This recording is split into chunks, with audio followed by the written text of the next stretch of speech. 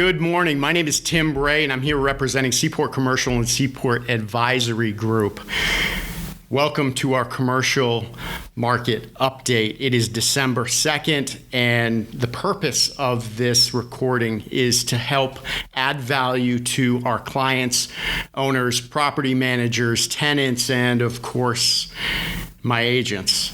So what I'd like to do is I'd like to first note that a lot of the information that we've gathered, especially regarding statistics in the different commercial sectors, was obtained through CoStar Group, my former company, and we give them credit for all of that. Anytime that we have a specific property that we're talking about, please know that that information was not derived from CoStar Group, but through our own efforts, due diligence, and research, such as GIS or town halls.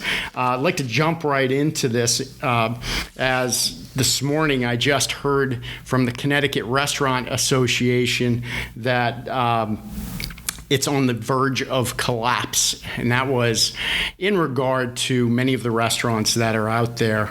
And we feel for those restaurants. We know that social distancing has, made it so that they can only have so many people in their restaurants at a time, and they are in pain. So let's all do anything and everything we possibly can to help and support them in their efforts to stay open.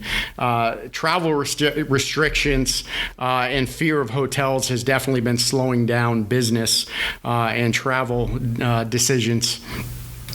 And hospitality is definitely in some serious trouble. Hotel revenues have declined by about 81%, and 34% of the hotels are delinquent on their loans at this time. There's not a whole lot of new development or new construction being pursued right now as well. Let me also say that in many of the sectors that are out there, the number of transactions has greatly declined. And that's if they're cash transactions, a lot of times they will go through as long as they don't have the due diligence that's typically done with a commercial transaction taking place, such as a phase 1, phase 2. That being said, transfer taxes, which these towns and states really rely on and are dependent on, are way down, which is going to cause some major problems for those sectors. And so what are we going to have to do? We're going to have to either reduce the taxes, reduce our services, or look for government subsidies. So expect some changes going on there. That being said, there was a property that sold in East Lyme, a hotel. It was Motel 6 that sold at the end of March and sold for $2.9 million. I would argue that transaction was taking place way before COVID took place. With the new rules and regulations, people working from home, we're seeing vacancies on the office side of things definitely higher than they have been in quite some time. I would argue that there's a difference between vacancy, reported vacancy, and occupancy. I believe that there are these office buildings that are out there are about 50% occupied at this time due to rules, regs, social distancing, and whatnot.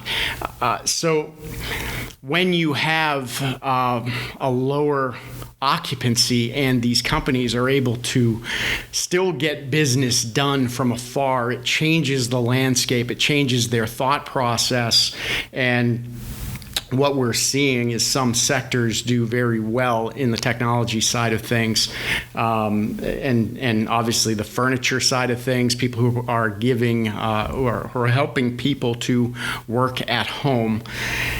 So that being said, Moody's Analytics predicted office vacancies in 2021, they could reach 20%. That is huge. Cushman & Wakefield, they're predicting a loss of 145 million square feet of office space nationally in 2021. So when I'm going to go back to the less space being required as these companies realize that they may not need as much space. They could potentially negotiate lower rents. And in regard to lower rents, this is an opportunity for tenants that are out there who have short-term leases, month-to-month leases, leases that are coming due. Now is a great time to renegotiate your lease with your landlord, as the worst thing that a landlord could see is a vacant space. Sometimes there are creative ways to get things done in which you can renegotiate a lease, make sure that you are still in the space, maybe forego rent, increase the length of your term, or if you're on the retail side of things, maybe a percentage of your rent is determined by the amount of goods and services that you provide. There are a lot of creative things that can be done to help you depending on your situation. We are happy to help with that if need be. So speaking of office, I'd like to give you a few statistics, and the statistics that we are seeing are straight from CoStar Group.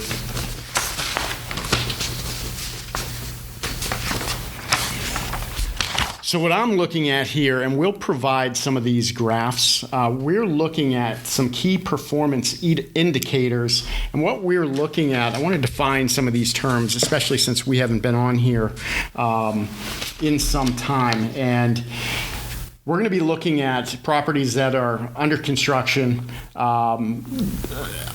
12-month net absorption. What I mean by net absorption, when we're referring to absorption, we're referring to the change in occupancy over a given time period.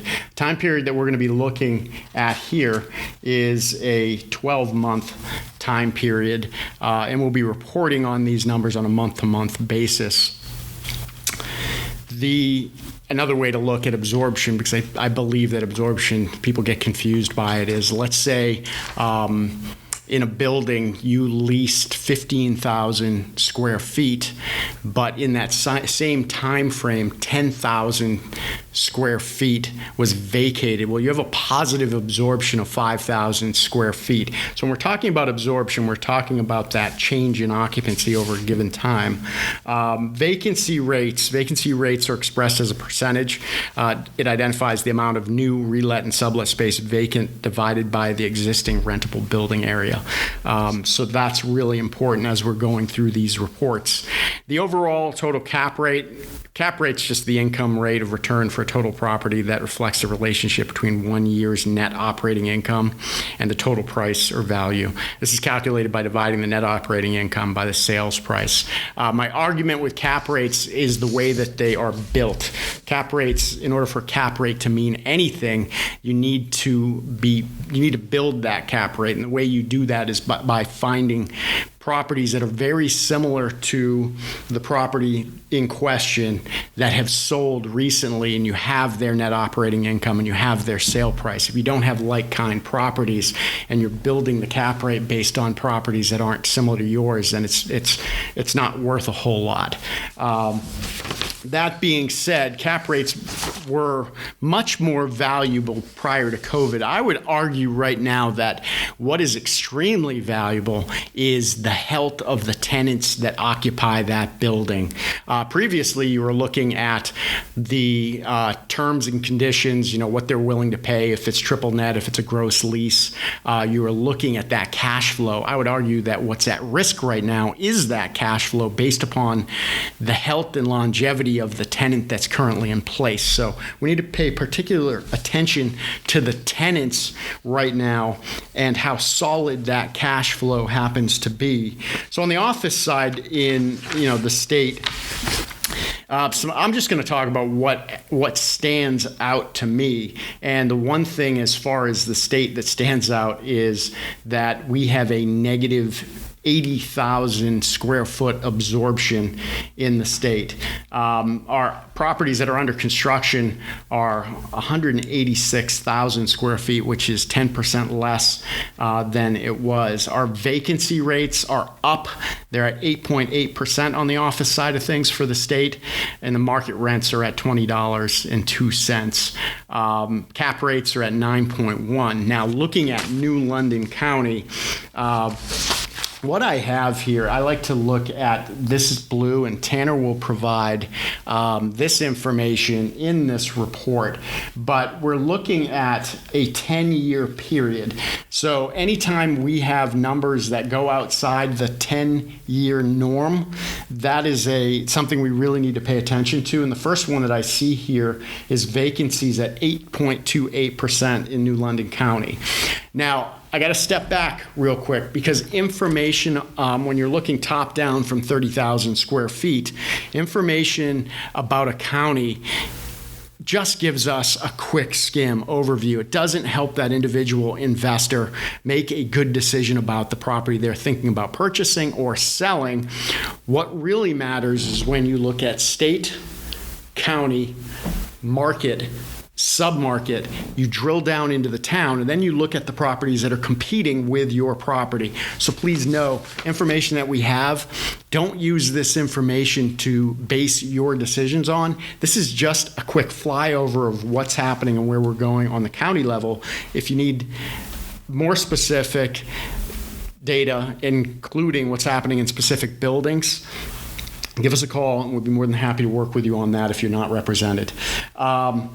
Market rent per square foot. So what's very interesting here is we're seeing in New London County, we're seeing vacancies go up, yet the market rent per square foot is actually outperforming the 10-year time frame. So as we know, it takes some time for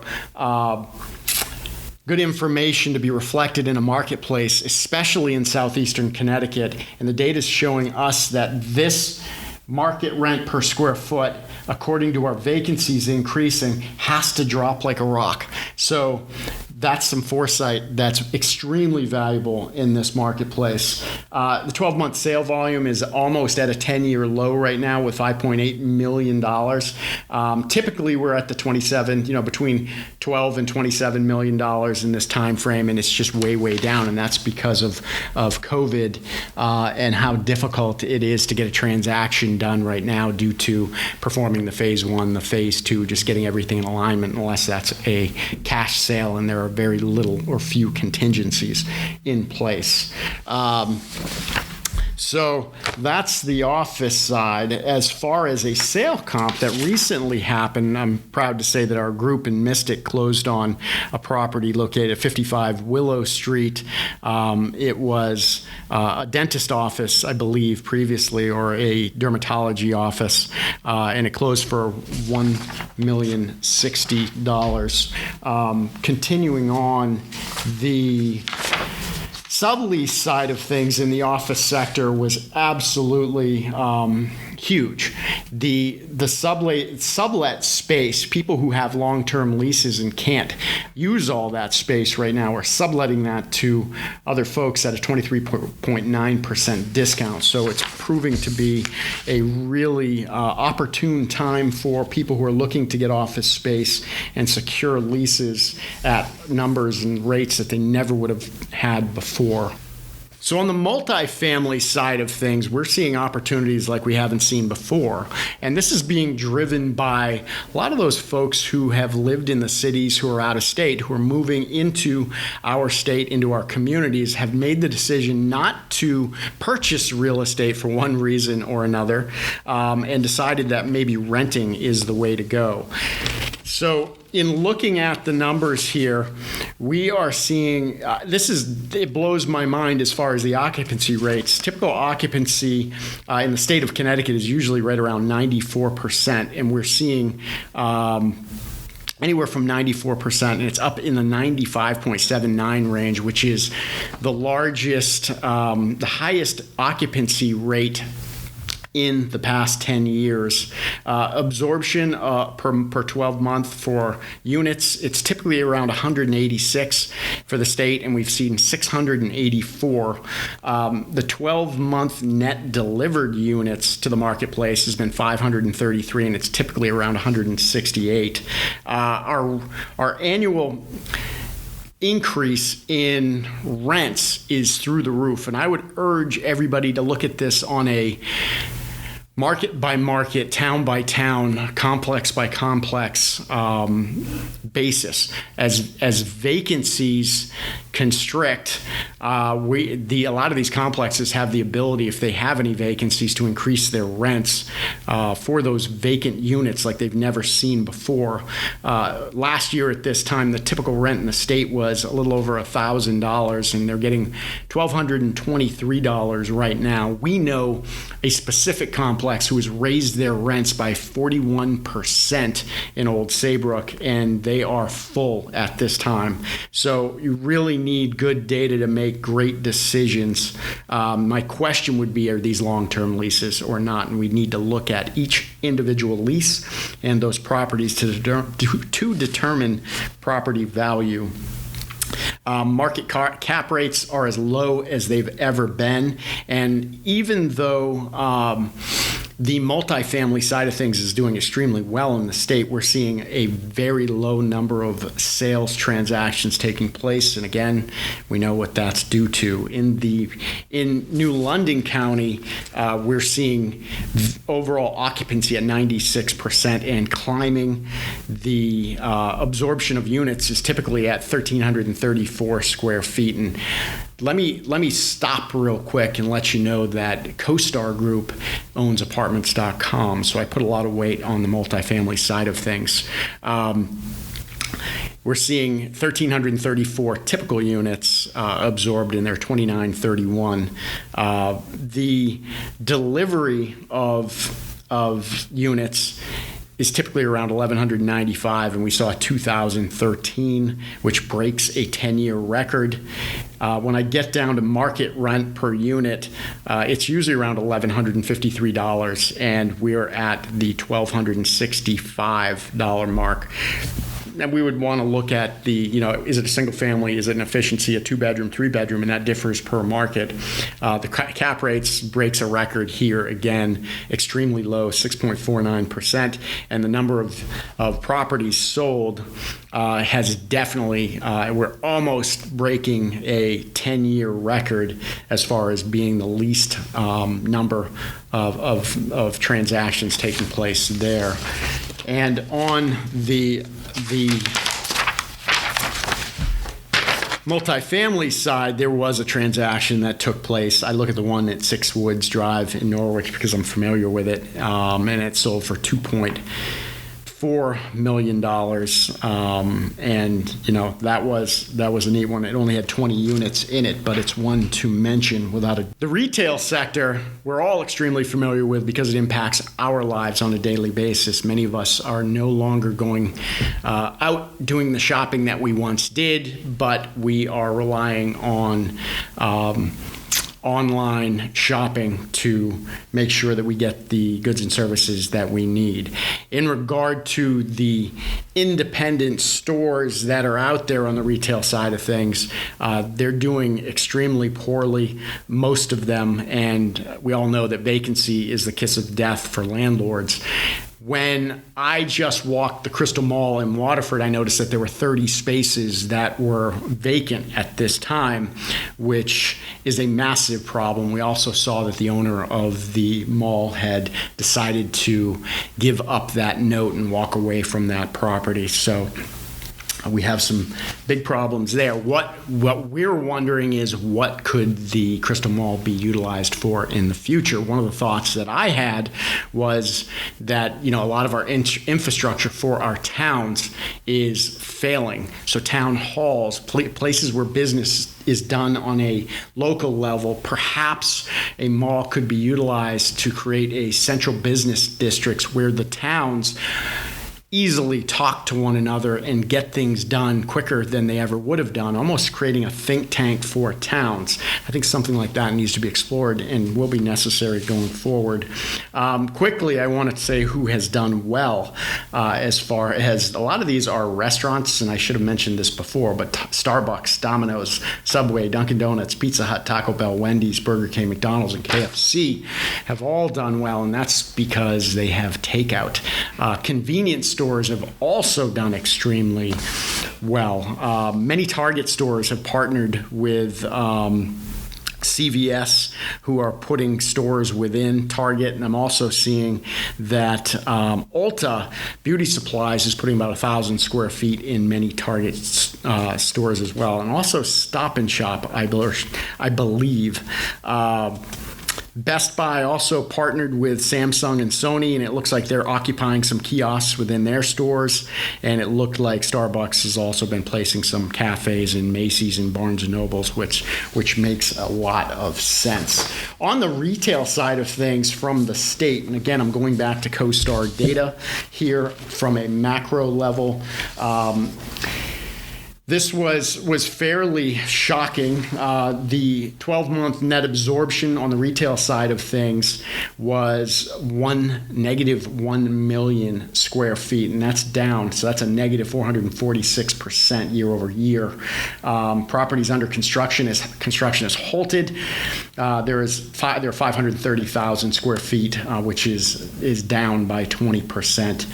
Vacancies are at 5%.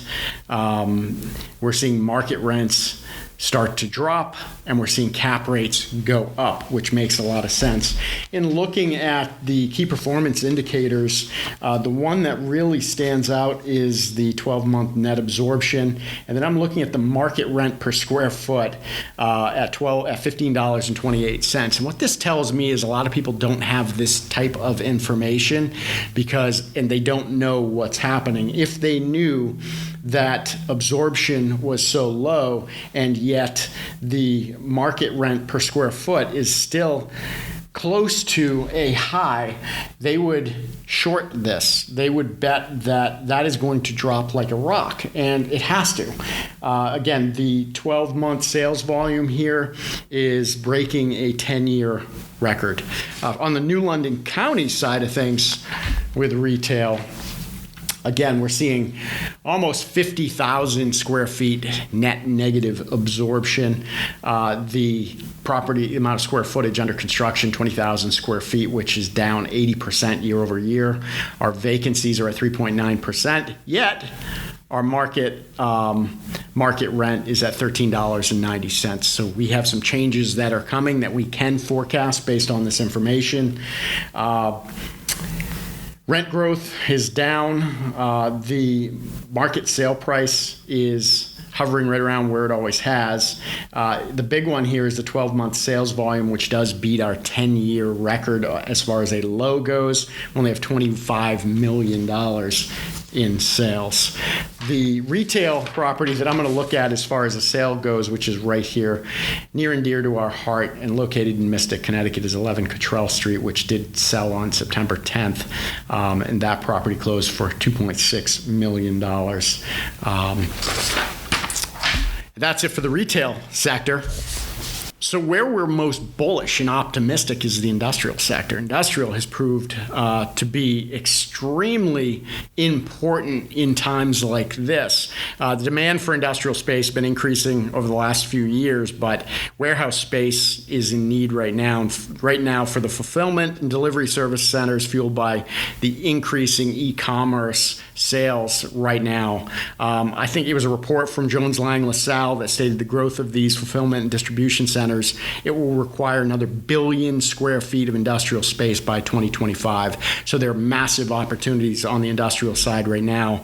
Amazon leased its third distribution center in Long Island recently, totaling over 350,000 square feet, and they're building a huge facility in Montgomery, New York, that was over 1 million square feet as well. The numbers as far as industrial goes in our state are fairly interesting. It looked like it's very similar to the news and what we're hearing. There are currently 231 million square feet of inventory that's being tracked by CoStar Group. 1.2 million square feet is under construction, which is up by 290%. Absorption, there has been roughly 1 million square feet positive absorption, which is 156% greater than it was last year. Our vacancies are down to 5%. Market rents are at $6.60, and the cap rate's hovering right around where it was last year at 7.8%. What gets me on this one we're breaking records for the 10-year term. Typically, we're hovering around the $5.53. We're now at $6.60. As far as the market sale price per square foot, we're typically in the $44 range, and we're at $54 a square foot range, which is great. We are close to, as far as 12-month sales volume, we're pretty close to where we typically are. $213 million worth of transactions in a 12-month time frame, and it's typically 249 million. So that's great on a statewide basis. As far as New London County goes, there was a halt on new construction. I think everybody was kind of scared. 12,000 square feet, that's down 25%. And it looked like net absorption of 73,000 square feet. That's positive, 125% greater than it was last year. Vacancies happen to be up just a little bit in New London County, 6.4%. Market rent is up $7.09. Market sale price of $50, which is up 7%. And the cap rate is down. So what really gets me here is the cap rate is now lower than it has been in a 10-year time frame. Our 12-month sales volume in New London County is breaking a 10-year record at 21 million. It's typically at the $13 million range, so there's some serious opportunities there. The vacancy here in this county being 6.39%. Look for that to change. Look for us to perform extremely well going forward, especially in the Norwich Industrial Park, in my opinion. Sales comp that we have, another one here in Mystic, the old Monsanto building, did sell on July 13th for $6 million. And that was a 3-star industrial building, 91,000 square feet. Thank you for hanging in here with me. This has been educational for me. If you have any questions, comments, concerns, we welcome positive, negative feedback. We want this to be beneficial to you, and we want to answer as many questions as we possibly can. If you'd like to be a guest, more than happy to have you. Please reach out to me, Tim Bray, 860-912-7137, or email me at tbray@seaportre.com. Thanks so much.